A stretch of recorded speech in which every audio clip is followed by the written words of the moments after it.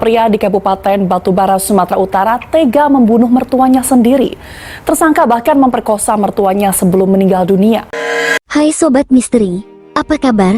Yuk, kita bahas lagi cerita-cerita seram. Hari ini, kita akan bahas kasus-kasus nyata yang bikin merinding, kejadian yang pernah terjadi di sekitar kita. Sebelum kita mulai, jangan lupa ya, like, subscribe, dan nyalain loncengnya biar gak ketinggalan cerita seru lainnya.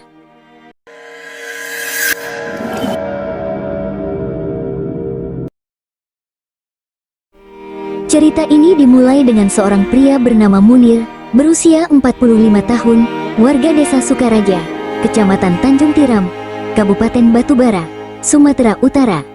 Menurut beberapa sumber, Munir adalah seorang pengangguran yang telah menikah 2 kali sebelumnya dan memiliki anak. Namun, tidak ada informasi yang jelas mengenai kehidupan Munir dengan istri pertama dan keduanya, atau berapa jumlah anak yang dimilikinya dari pernikahan-pernikahan tersebut. Munir dikenal sebagai pria yang manipulatif dan tidak bertanggung jawab. Dalam kedua pernikahannya, ia adalah suami yang pengangguran dan tidak mampu menafkahi istri serta anaknya.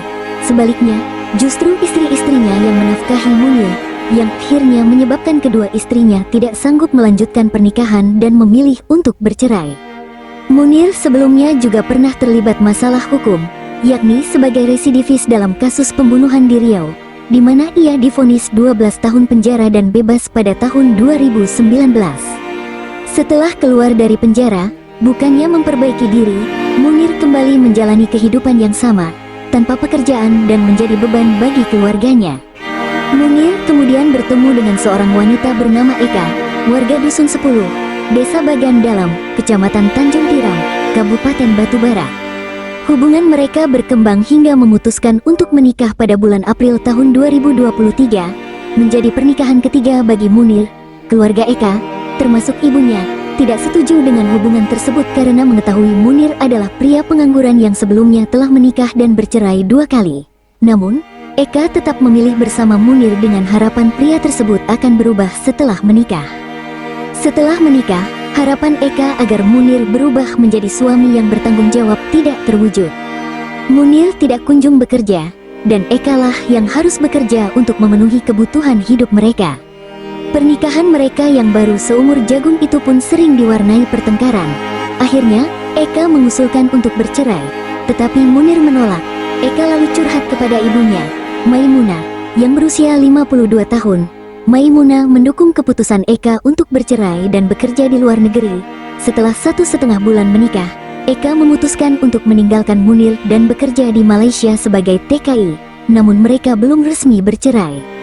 Kepergian Eka membuat Munir murka, terutama kepada mertuanya, Maimunah, yang menurutnya telah menghasut Eka untuk meninggalkannya. Pada tanggal 7 September tahun 2023, Munir melakukan tindakan brutal sebagai aksi balas dendam. Di tengah malam, ia mendatangi rumah Maimunah dan menyerang mertuanya itu. Setelah memukul dan mengancam, Munir merampok Maimunah dan kemudian melakukan tindakan asusila terhadap mertuanya. Aksi Munir diketahui oleh Ella, adik iparnya, yang kemudian berteriak meminta tolong. Munir melarikan diri setelah mengambil barang berharga dari rumah Maimunah, yang akhirnya meninggal dunia saat dalam perawatan di puskesmas. Setelah kejadian tersebut, Ella melaporkan Munir ke polisi, dan Eka, yang berada di Malaysia, sangat terpukul mendengar kabar tragis ini. Munir akhirnya ditangkap oleh polisi di Kabupaten Karo setelah beberapa hari melarikan diri. Dalam interogasi, Munir mengakui perbuatannya dan mengaku menyesal.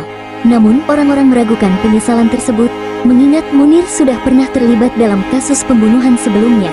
Kini, Munir harus menghadapi hukuman berat atas perbuatannya yang keji tersebut.